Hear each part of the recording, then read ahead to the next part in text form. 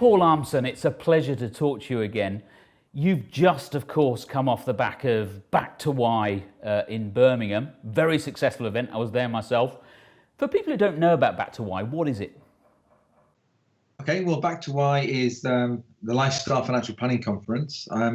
Originally, we called it the Alternative Financial Planning Conference originally because it tries to break the normal mold of financial planning conferences, and certainly in the UK, where they're funded and paid for by product provider sponsors, investment houses, pension fund companies, and life insurance companies, and they give away lots of free pens and free golf balls. And so I got irritated about that some years ago, and I didn't really believe that financial planning is anything to do with financial products. I think financial products are things you do after you've done financial planning. So I decided to create a conference just as a dare, really, where there'd be no product provider sponsors. It was all about financial planning and creating close to client relationships and helping to explore what clients really wanted, and then through financial planning helping them to achieve it, which is basically helping clients get a better life. So that's why Back to Why exists, really. It's called Back to Why because it's supposed to get advisors back to why they do their job. And you have this organisation called Inspiring Advisors, and it's not just UK based, is it? Yeah, so Inspiring Advisors is a sort of a growing global community of advisors and planners from across the world, mainly UK, but we've got US, Canada, and wherever else, and Australia and so on, and the whole of Europe.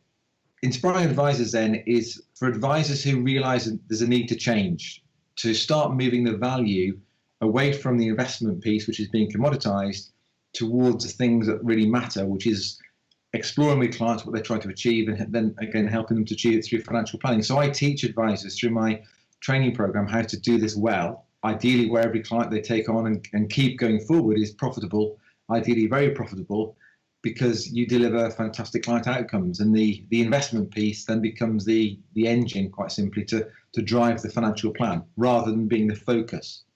Paul, I'm a massive fan of Inspiring Advisors and Back to Why. I think you're doing great work. You've managed to get a few people's backs up as well along the way, which is no bad thing, of course. Why do you think opinion is so polarised? Why do you think there are advisors who are so opposed to this kind of financial life planning movement?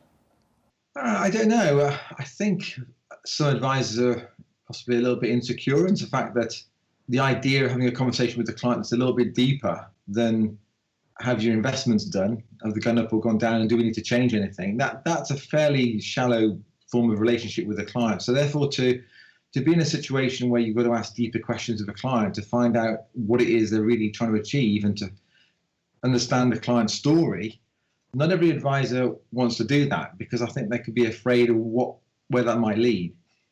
I think a lot of advisors are possibly still in the world of product focus. That's what they've always done. There's 30 years of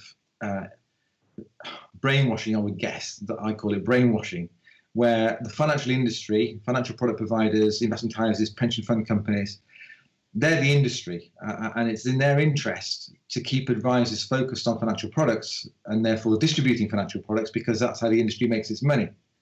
And that's my whole point, that in the old days that worked really, really well because the industry was paying commission to get their stuff sold. But now, certainly in the UK, since RDR, the industry is not paying advisors anymore. The client's paying the advisor, and therefore it seems logical to me that the benefit should revolve totally around the client and not the industry in selling their stuff. And I think a few advisors are a little bit slow to catch on to this, and they could well end up being dinosaurs if they don't wake up soon.